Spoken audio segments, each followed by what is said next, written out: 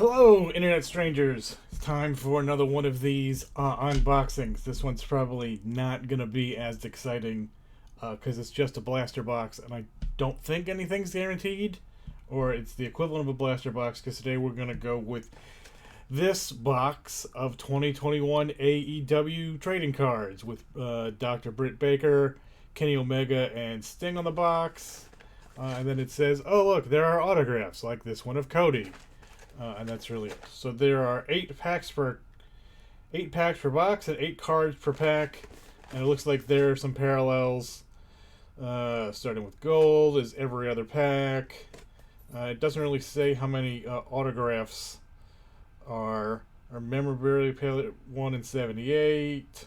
Blah blah blah. But this is Upper Deck. Right? No. Yeah, Upper Deck instead of Tops for AEW. So let's see how they do it and see if there's anything interesting in here. So, and let's see how many of these people I saw at CZW for $5. It's probably going to be at least a couple people. So here we go. And oh, they put a divider in the middle of this box for some reason. But okay, well, let's just take a pack and open it and see what's inside.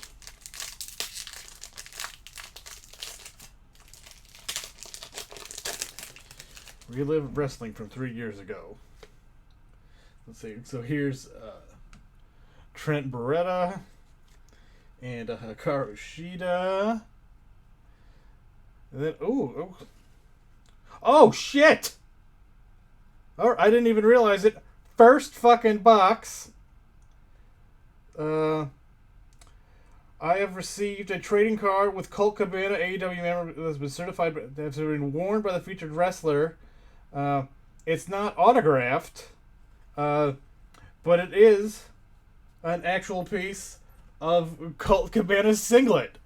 Okay, pack fucking one. That, and then there's this silver foil Riho top rope card, and then here's a tag team of Jurassic Express. So okay, came out swinging in pack one. That's interesting. I mean, it would be cooler if it was autographed by Colt Cabana, but I can pretty much run into him in any bingo hall in the country. So that shouldn't be too hard to find him to get that signed.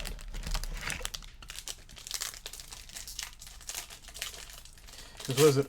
I saw him wrestle, I want to say, was it Drew Gulak at a National Pro Wrestling Day once.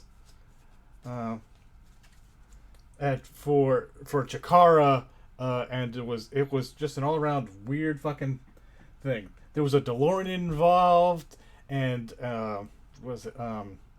Eddie Kingston punched somebody in the face so hard they went back in time. I don't know. We're not allowed to talk about it anymore because it turns out the guy who runs Chikara went a little freaky deaky. But yeah, Chikara was fucking weird for a while. So anyway, so there's Stu Grayson and Cash Wheeler. And then, okay, an AEW Wrestling Magazine cover. And then Lance Archer. And then, ooh, this one's printed on different cardstock. But here's Joey Janela, who I saw many, many a time at CCW, so there's at least one. And here's another foil card for Anna Jay and Jim Ross and an Abaddon. So let's see, we're up to double check this here.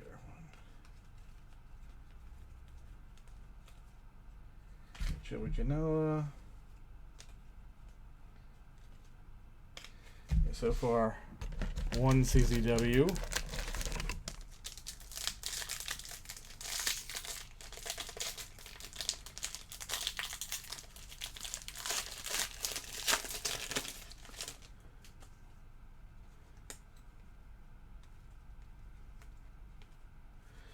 Alright, they got some weird cards in here, but here's Darby Allin, who is just awesome, and here's the Lucha Brothers, and Penelope Ford.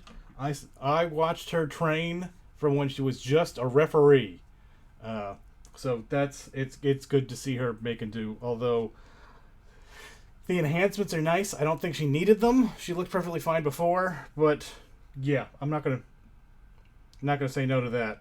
Anyway, here's a Spingle Spangly FTR in a Spingle Spangly Big Swole, and Hikaru Shida on the magazine cover, and Mario Quinn. I saw him at CZW as part of Private Party several times. And then there's Jungle Boy Jack Perry. I can't do a JR voice.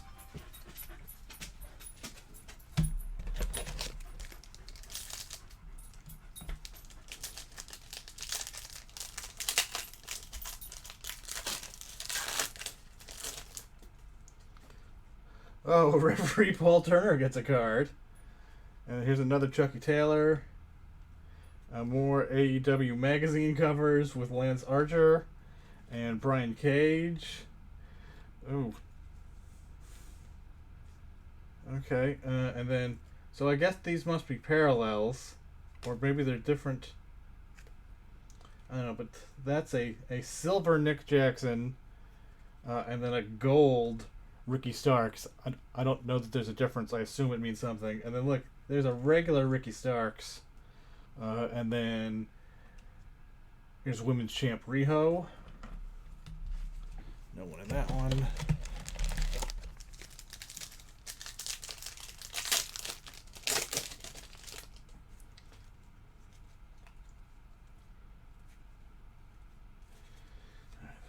Matt Hardy. Matt Hardy on the magazine. Oh, Alex Reynolds.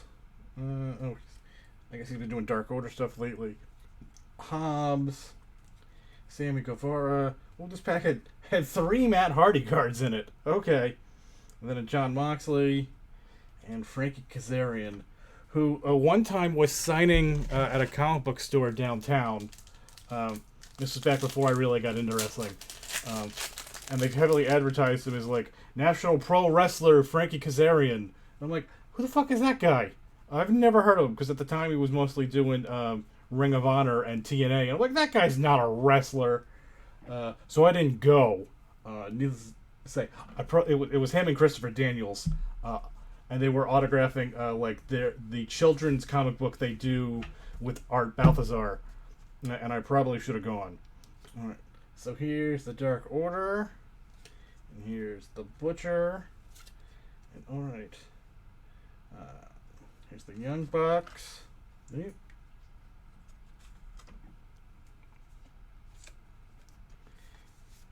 Yeah, there we go. And here's MJF, or as I knew him, Pete Lightning.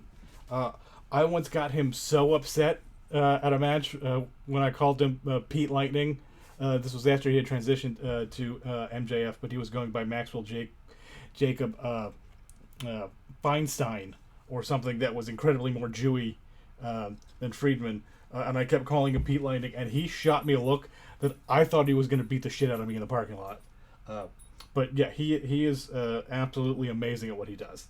So he's come along. Like, he used to drive up to Philadelphia. He was mostly part of MCW in Maryland, and he would drive up to Philadelphia every Wednesday night for, oh god, probably a good 2 years he was doing that. But anyway, so there's Matt Jackson, Justin Roberts, and Anna Jay.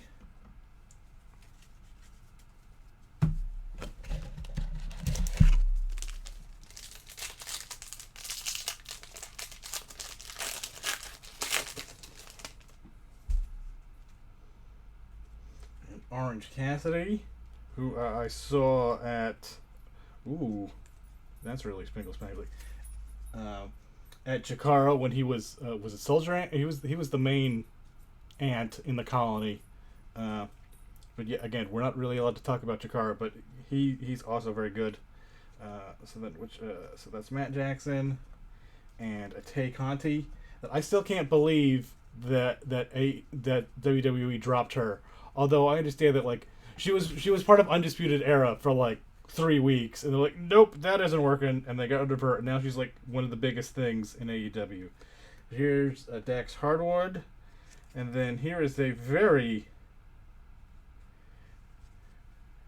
shiny Cody Rhodes. Like, I don't know if that's coming across, but there's like little firework. Yeah, there we go, like that. Adrenaline in my soul. Brian Cage. Kenny Omega. And Ortiz. Funny Kenny Omega story. I know a guy who works in Japan for Eni Creates. He was like their main English producer. And he used to go to Tokyo Game Con. And he ran into Kenny Omega, who was just walking the floor. And he was just wearing his guest badge. And he didn't recognize him because it just said, guest of, and like Yoshinoya, or I don't remember exactly, but like one of the sponsors of New Japan is like a food company, and just said he was a guest of them. He's like, oh, I didn't think anything of it. And yeah, he's like friended him on Twitter, and used to send him like free demos to all their games. And then finally I told him, like, do you know who that is? That's like, and this was like 2017, 18. So this was back when Kenny Omega was like NJPW champion. And he was just walking around the hall like no one recognized him because he wasn't like, in the getup. So it's just funny that I had a friend who knew him and was like personal with him. Didn't know who he was. I'm like, holy shit, that's amazing. That, like, Kenny Omega. All right, so there's Big Swole, and a Sting, and Ray Phoenix in the magazine, and then Dr. Britt Baker. I'll do him last for a story. So there's a regular Cody Rhodes, and Chris Statlander, and Best Friends, and then I'll end on a story about Sean Spears. I once saw him at an NXT show in Upper Darby at, what is it? Not the Troc. Some big music hall, and it was in February. It was cold and dreary. There was like a foot of snow on the ground, so we all had to wait outside the venue. Then Sean Spears, or Ty Dillinger at the time, came out with a giant, like, I want to say thermos, but bigger than like an igloo cooler full of hot chocolate, and was handing it out to everybody in line. And the hilarious part about it was that so he was giving the hot chocolate out and interacting with people, but standing right behind him and holding the container of red Solo cups that was getting given to everyone to pour the hot chocolate into was Montez Ford and Angelo Dawkins, and no one had any idea who they were. No one batted an eye at them. They just thought they were little helpers. So, all right, let me go back to here. So, there's our big get of the box, a officially used piece of Colt Cabana's singlet. Not autographed. Still kind of cool. I guess that's the best we're going to do on this one. 8 packs, no guarantees, so that should just be 64 cards. I think that's a pretty wide distribution of people in the first year of AEW. I paid triple what this box is worth. Apparently it's $60, but when it came out it was $19.99 at Target, but you can't buy it there anymore. So yeah, Colt Cabana. Well, I guess hasn't really been used much now that CM Punk is back and they don't really get along. But still, ring use singlet. That's kind of cool. All right, I got another box coming this afternoon. That's Discovery Season 2. That'll be next. And then I might have found more Star Trek CCG. We'll see how that pans out. But after that, I think it's back to more wrestling and more NXT. So, all right. Thanks, everybody. This one was nice and quick.